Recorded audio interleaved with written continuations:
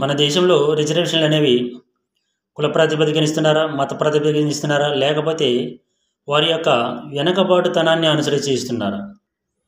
మతం మార్చుకున్న వాడికి రిజర్వేషన్లు ఇవ్వము అంటే ఒక దళితుడు మాలనో మాదిగనో వాడు మతం మారినంత మాత్రాన వాడి వెనకబాటుతనం మారదు.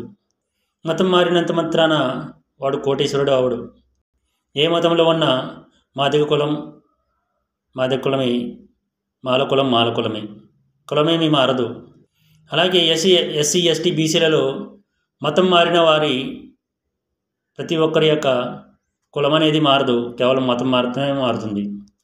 అంత మాత్రాన వారి యొక్క ఆర్థిక పరిస్థితులు మారుతాయా?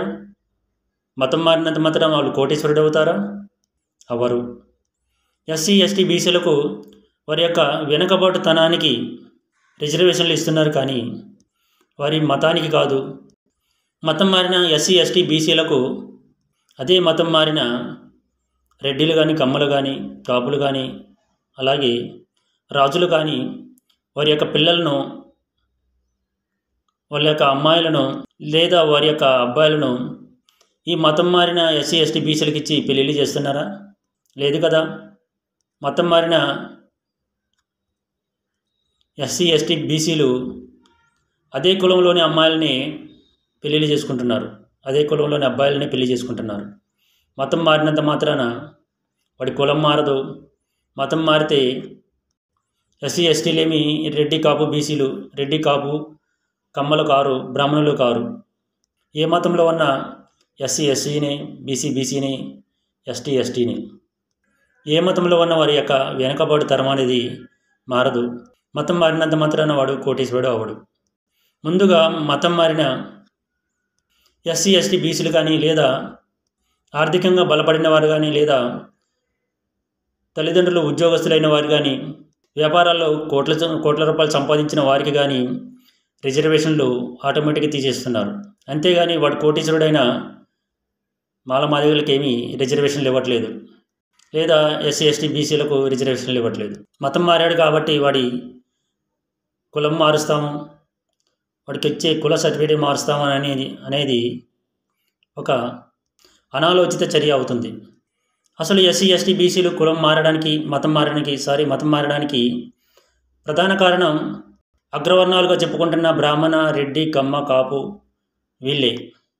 వీళ్ళంతా కొన్ని శతాబ్దాలుగా ఎస్సీ ఎస్టీ బీసీలను అంటరాని వారిగా చూస్తూ, సమాజానికి దూరంగా పెడుతూ, ఊరవతల ఉంచుతూ, గుళ్ళోనికి రానివ్వకపోవడం, ఇవే ప్రధాన కారణాలు.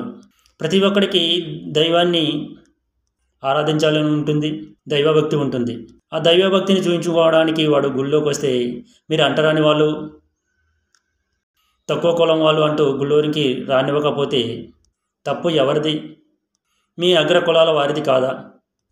మీరు వెనకబడిన వాళ్ళని ఎస్సీ ఎస్సీ బీసీలను గుళ్ళోనికి రానివ్వరు. వేరే మతానికి సంబంధించిన దేవాలయాలకి వెళ్తే మళ్ళా ఏడుస్తూ ఉంటారు, మతాలు మారుతున్నారు అంటూ. ఎన్ని శతాబ్దాలు ఇలా హిందూ మతంలోనే ఉంటూ అంటరాని వారిగా గుడికి బడికి దూరంగా ఉండాలి, అగ్రవర్ణాల వారికి బానిసలుగా ఉండాలి. తూర్పుగోదావరి జిల్లా ఏలూరుపాడు గ్రామంలో ఒక గుడికి సమీపంలో అంబేద్కర్ గారి ఫ్లెక్సీని ఏర్పాటు చేశారు దళితులు అని జనసేన నాయకులంతా కలిసి ఉండి ఎమ్మెల్యే అయిన రఘురామకృష్ణ దగ్గరికి వెళ్ళి అతన్ని వెంట పెట్టుకొచ్చి దౌర్జన్యం చేస్తూ అంబేద్కర్ గారి ఫ్లెక్సీని చించివేయడం జరిగింది. మా గుళ్ళ దగ్గర మీ ఫ్లెక్సీలు ఏంటిరా అంటూ దళితులను దూషించడం జరిగింది. అలాగే మీరంతా మతం మారారు, మీకు ఇచ్చేటువంటి కుల సర్టిఫికేట్లు ఏవైతే ఉన్నాయో వాటి తొలగించేలా చర్యలు తీసుకుంటాము అంటూ రఘురామకృష్ణరాజు ఆ దళితులను దూషించడం జరిగింది. కొన్ని శతాబ్దాలుగా అంటరానితనాన్ని, అవమానాలను భరిస్తూ వస్తున్నప్పటికీ ఇంకా ఇప్పటికీ అంటరాని వారిగానే చూస్తూ, కులం పేరుతో దూషిస్తూ, మతం పేరుతో దూషిస్తున్నారు. ఇంకా ఎంతకాలం భరించాలి? ఇంకా ఎంతకాలం దళితులను చిన్నచూపు చూస్తారు? హిందూ మతానికి చెందిన ఆలయాల్లోకి రానివ్వరు. వేరే మతానికి చెందిన ఆలయాల్లోకి, దేవాలయాల్లోకి వెళ్తే ఏడిచేస్తూ ఉంటారు. ఇలా అయితే దళితులు మనుగడ సాధించేది ఎలా? వాళ్ళు స్వేచ్ఛగా బతికేది ఎప్పుడు? ఈ అగ్రకుల అహంకారము తగ్గేది ఎప్పుడు?